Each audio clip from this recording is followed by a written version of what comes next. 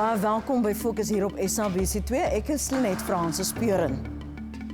Voedselpryse bly steeds styg en vir baie mense raak dit al hoe moeiliker om kos te koop. Volgens 'n onlangse studie deur die Debt Rescue het 81% van alle Suid-Afrikaners afgeskaal op hulle daaglikse etes bloot omdat hulle dit nie meer kan bekostig nie. Die petrolpryse het die afgelope paar maande gedaal wat verlede maand daartoe gelei het dat verbruikers inflasie ook gedaal het, maar kospryse bly styg en die prys van sommige produkte selfs. Nou om dit te bespreek praat ons nou via Zoom met Mervyn Abrams van die Pietermaritzburg Economic Justice and Dignity. En baie dankie dat jy vanaand by ons kon aansluit. As jy na hierdie data kyk, Mervyn, wat is die gevolgtrekking wat jy maak? So goeiemiddag Lenet en goeiemiddag vir almal. Laat ons net een stapie terugneem Lenet en net kyk hoe kospryse eintlik gestyg het. So ons ondersoek 'n mandjie van 44 baie basiese kosse wat meeste Suid-Afrikaners elke maand koop. En as ons nou kyk oor die laaste jaar, het daardie mandjie nou gestyg met R534,47. Dit is 12,6% styging.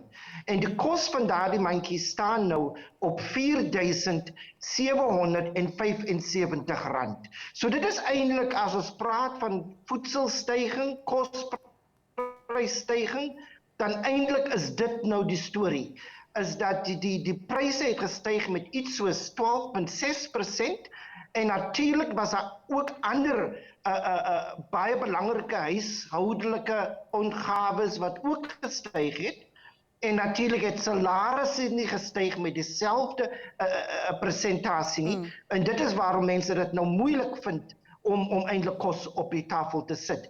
As ek miskien nou net vir jou kan iets net vir jou miskien sê van verskillende soort kosse en die persentasie van die stygings oor die laaste jaar.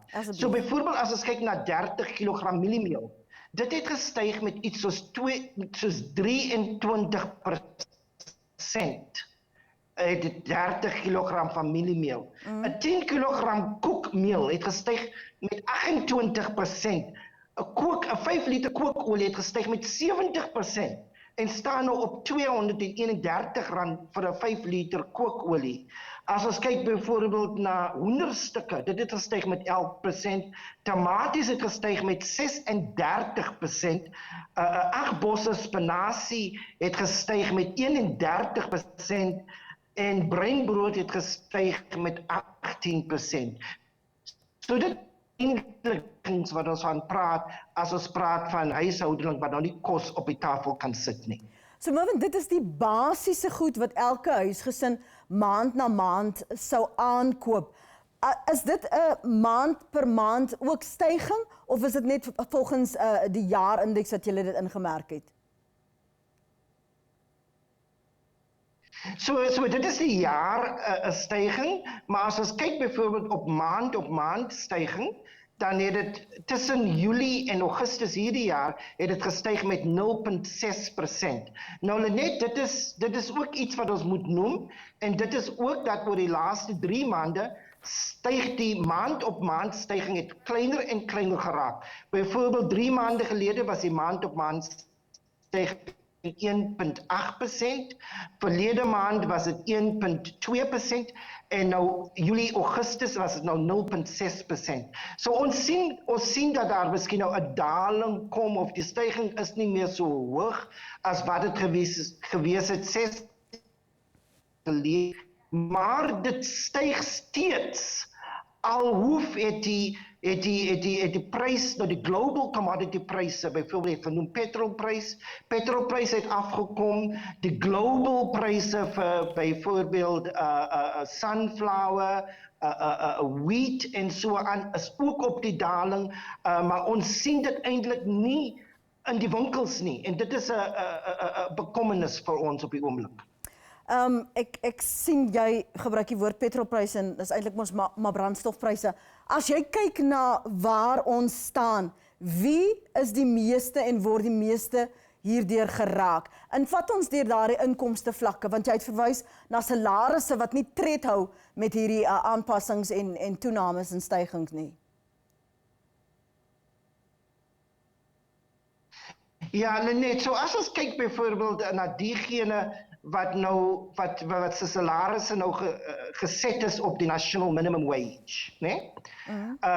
En ons weet dat omtrent 50 tot 60% van Suid-Afrikaanse werkers se salaris is gestel deur die national minimum wage. Nou in die maand van Augustus was die national minimum wage net ietsie meer as R4.000 per maand. En as ons nou kyk na ons mandjie van 44 basiese kosse, dan staan daardie mandjie op R4.775. So al vat jy jou entire national minimum wage salaris, sal jy steeds nie ons mandjie van kos sal kan bekostig nie.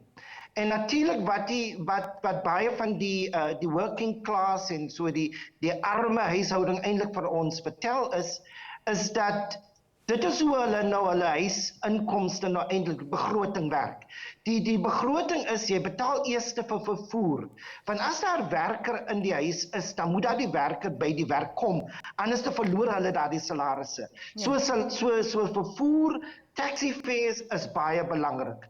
Tweedens betaal hulle eers elektrisiteit. Want elektrisiteit is belangrik, want al ons kosse moet eintlik gekoop word, maar natuurlik is dit ook belangrik vir ligte, want dit is vir security reasons, en natuurlik vir vrouens natuurlik, en kinders moet ook studeer. Derdens, eerste dan ook skuld betaal. Want die geld raak op in die middel van die maand en dan hang die familie af aan skuld. So eintlik moet hulle skuld betaal, anders sal hulle nie deur die volgende maand deurkom nie. En dan eerste, so die vierde gedeelte, is dan natuurlik nou kos en kos koop. En dit is waarom die families nou eintlik baie swaar kry, nie net baie swaar kry nie, maar natuurlik. Ek wil net jou aandag daarop vestig. Ek verskoning vra vinnig aan ons kykers.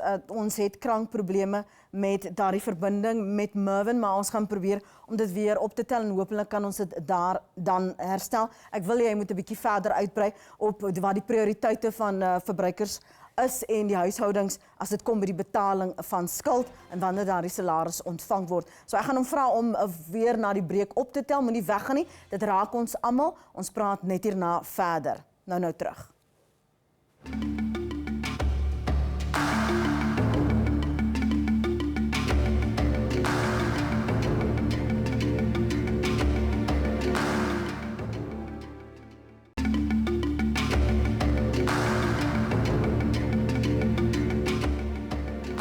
Welkom terug by Fokus. Die lewensomstandighede van baie Suid-Afrikaners raak al hoe moeiliker. Die brandstofpryse het nou wel die afgelope tyd gedaal, maar kospryse bly steeds hemelhoog. Hoe kan ons oorleef in hierdie tye? Ons sit ons gesprek voort met Mervin Abrams van Pietermaritzburg Economic Justice and Dignity. En hy het intussen geskuif sodat ons sein beter kan wees. Ons het tegniese probleme gehad voor die breek. En dankie dat jy moeite gedoen het om 'n bietjie vir jou liggaam op 'n ander plek neer te plaas. Mervin, jy het voor die breek gepraat van die prioriteite as die salaris ontvang word. Eerstens betaal hulle vervoer, die taxi fare om by die skool of by die werk te kom, dan elektrisiteit, want die ligte moet aanbly, daar moet gekook kan word, al het ons ook beurtkrag, dis 'n uitdaging. Dan het jy gepraat van die skuld wat moet betaal word, want die geld raak op in die middel van die maand en dan moet jy gaan leen. Die vierde punt wat jy wou maak. So dit is op die vierde prioriteit in meeste van die arme huishoudings is natuurlik om nou kos te koop. So kos is eintlik die vierste prioriteit van die begroting. En as ons nou kyk na hoe die kospryse nou so gestyg het, dan beteken dit dat die mandjie raak minder en minder en minder en mense eet minder en minder. Byvoorbeeld as ek nou baie in die communities waar er nou baie arme mense woon. En om die waarheid te sê, Lenet, dit is eintlik onmoontlik om iemand te kry wat sê dat hulle 3 maaltye 'n dag eet. Mense eet meestal slegs 1 keer per dag, want hulle kan nie meer die kos bekostig nie, want natuurlik vervoerpryse styg, elektrisiteit styg, skuldbetalings styg, die rentekoers het ook het gestyg byvoorbeeld 'n paar dae gelede. So dit eintlik, ja, it affects communities en mense regtig vind dit baie moeilik om eintlik 3 male te eet per dag. As jy kyk na daardie inligting wat julle ingesamel het en julle data, wat van daardie 44 produkte wat jy aanvanklik genoem het, wat sny hulle van daardie? Waar sonder moet hulle klaarkom, want hulle het net nie die geld daarvoor nie?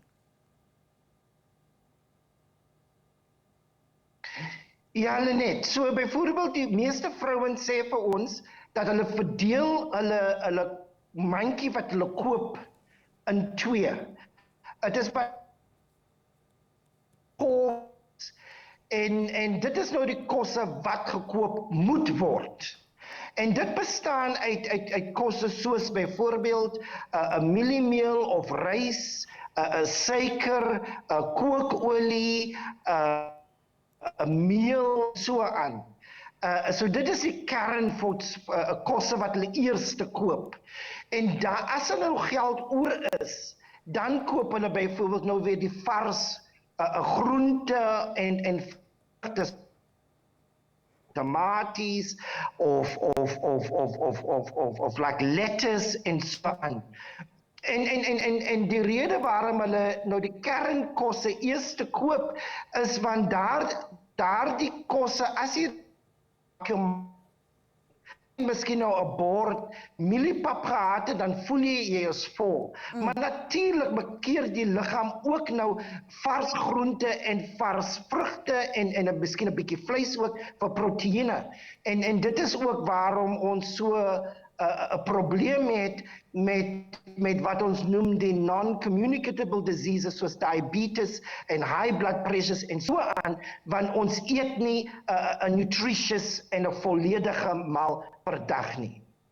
Ek wil gou teruggaan na die redes wat julle sien waarom ons in hierdie situasie sit waar ons is, veral plaaslik, maar in watter mate het omstandighede wêreldwyd, die oorlog byvoorbeeld in Oekraïne, 'n impak gehad op hierdie pryse waarmee ons nou worstel? Mervin? Ja, Lenet. So ons het gesien toe die oorlog tussen Rusland en die Oekraïne byvoorbeeld uitgebreek het, het dit natuurlik die petrolprys of die brandstofpryse het gestyg.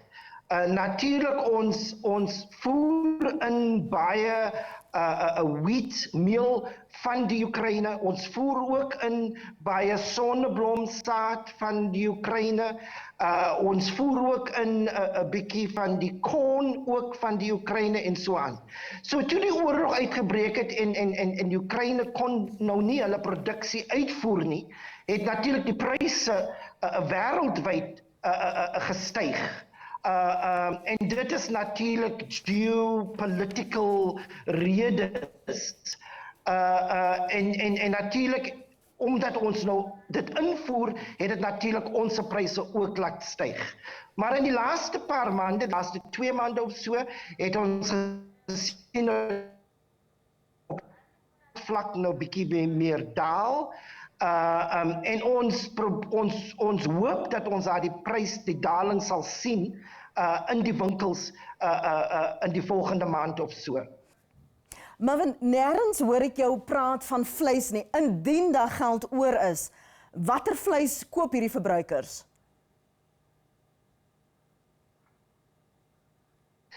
So Lenet, the people that we sample and in the communities where we gather our data, really the main protein, the main form of meat that they eat are frozen chicken pieces.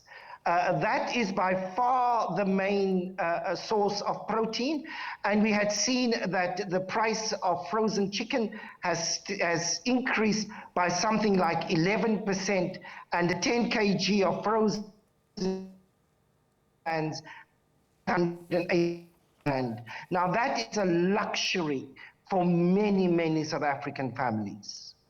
Net hierna praat ons verder met Mervin en ons hoor wat ons kykers sê. Ons het ons kykers genooi om op Facebook hulle menings te plaas en hulle vra en na die breek hanteer ek dit. Moenie weggaan nie, ons is nou terug.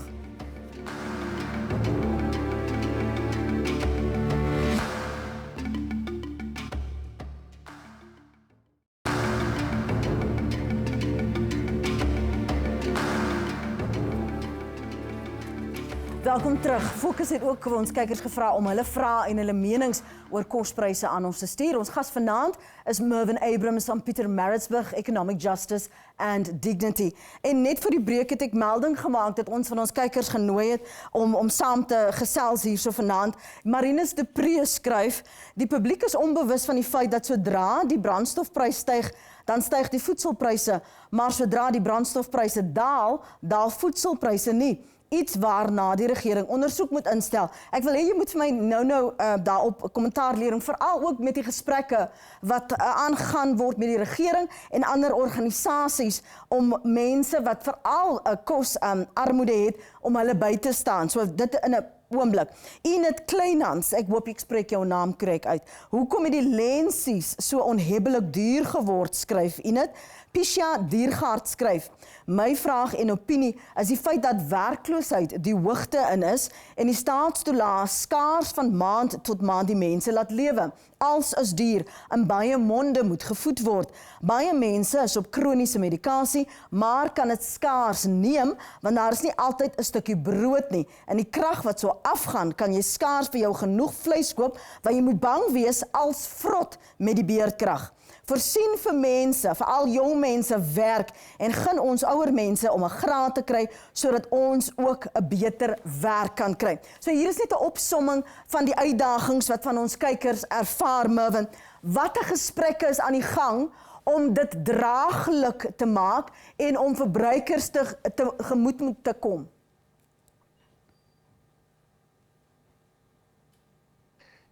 Net eintlik is daar is te min wat gedoen moet word om verbruikers te help.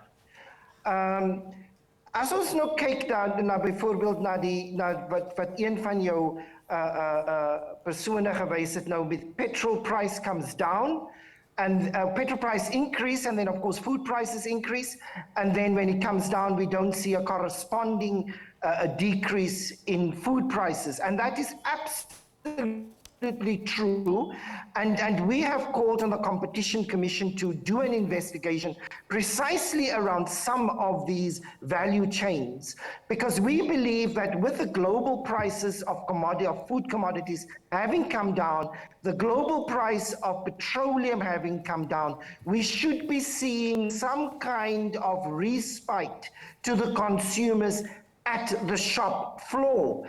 But actually what we're seeing is just slower and slower levels of increases. And so there is something going on there that unfortunately we do not know, because we can't get the data from the companies that actually produce and manufacture food. So I know that it's an issue that we should be approaching the Competition Commission about, to investigate to see whether there is collusion or whether there's unreasonably high levels of profit retention within the local food system. And that is what we are suspecting at the moment. But on the other hand, Lynette, in South Africa, we have historically had very low wages. I spoke about the national minimum wage, which brings in about 4,000 Rand per month. We have extremely low social grants. For instance, people who are on pension and depend on the state social grant of 1,900 Rand, there's just no way those people can actually make do and eat properly. And therefore, it is a matter of income levels that also also needs to increase. And of course, that's an economic matter that something needs to be done about. Wat is dan die ripple effek wat al hierdie omstandighede het op ons ekonomie? Veral as jy vorentoe kyk, veral as jy kyk na 2023.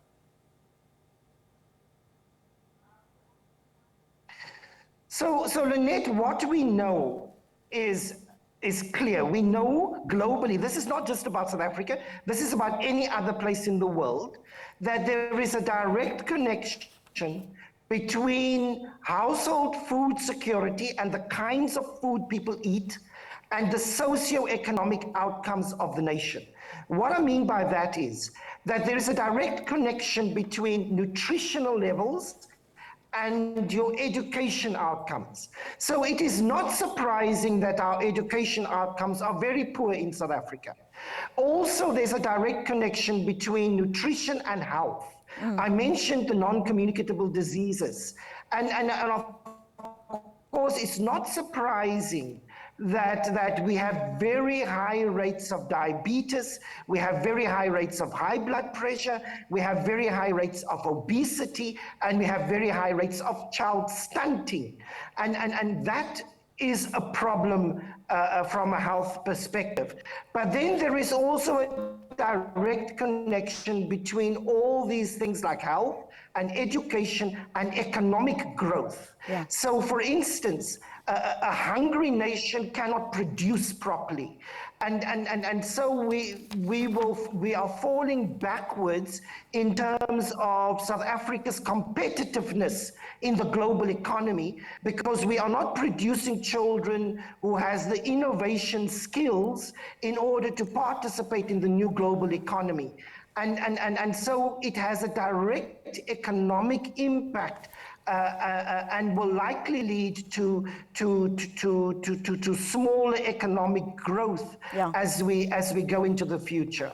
Baie dankie vir jou beskikbaarheid vanaand hier op Fokus. Mervin Benjamin Kriel skryf en dis waarmee ons gaan afsluit. Ons ly en ons kry honger. Die rand het min of niks waarde nie. Dankie daar aan Mervin Abrams wat sy insig gegee het oor die situasie in ons land.